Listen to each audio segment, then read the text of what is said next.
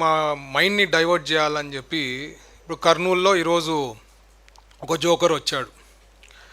ఈయన జోకర్ ఎందుకు చెప్పాల్సి వస్తుందంటే, ఆయనకి ఇంతవరకు రాజకీయాల్లో 2014 నుంచి ఉన్నట్టున్నాడు బైరెడ్డి సిద్ధార్థ రెడ్డి గారు. 14లో టికెట్ ఏం రాలేదు ఆయనకి, ఎక్కడ 19లో ఉన్నాడు, అక్కడ అప్పుడు రాలే.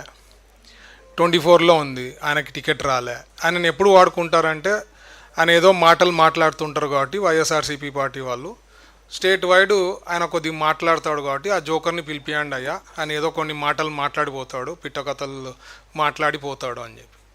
ఆయన అన్ని చోట్ల చేస్తుండేది ఒక రకంగా ఉండొచ్చేమో కానీ, బట్ కర్నూల్లో వచ్చి నాపైనే నిందలేసి పోతే ఊరుకుంటామో అనుకుంటున్నాడేమో. ఎందుకంటే ఇక్కడ ఉండే ప్రెస్ వాళ్ళు మీరు అందరికి తెలుసు మా ఫాదర్ ఎట్లాంటిది, మా కుటుంబం ఎట్లాంటిదని.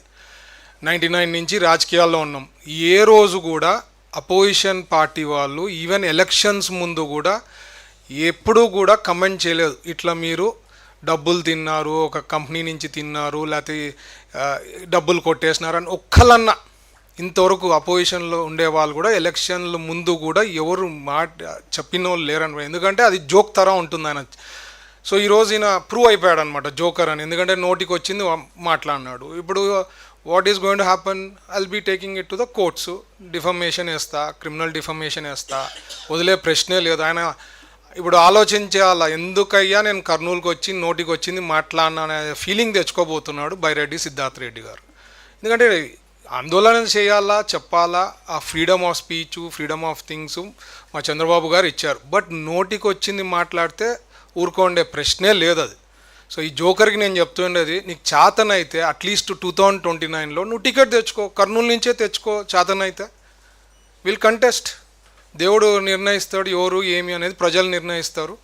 అండ్ యూ కెన్ దాన్ని బట్టి తీర్పు బట్టి ఇట్ విల్ బి దేర్. ఎందుకంటే నువ్వు జోకర్ అని చెప్పే నీకు టికెట్ ఎక్కడ ఇస్తలేరు. ఓన్లీ నీకు మాటలు మాట్లాడేదానికి తప్ప మీ వైఎస్ఆర్సీపీ పార్టీ వాళ్ళు నీకు ఇచ్చే పరిస్థితి లేదు. ఎందుకంటే నువ్వు వెరీ యంగ్ ఏజ్లోనే జైలుకు పోయి వచ్చినావు, మర్డర్ కేసులో ఇన్వాల్వ్ అయినావు.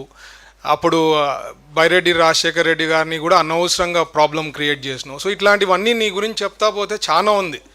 సో క్లియర్ కట్గా ఈరోజు నేను చెప్పేది ఏమంటే, I want to tell him very clearly that defamation case వేస్తా. ఎట్లుంటుందో డిఫమేషను, ఏ రకంగా ఉంటుందో అనేది ఈరోజు you are going to taste it. ఇన్నాళ్ళు నువ్వు ఎప్పుడు నోటికి వచ్చింది మాట్లాడినా చాలామంది చాలా లైట్గా తీసుకున్నారు. బట్ నువ్వు నోటికి వచ్చి మాట్లాడినావు కాబట్టి కర్నూలులో వచ్చి పెట్టుకొని నువ్వు చెప్తుంటే పక్కన నవ్వుతున్నారనమాట జనాలు.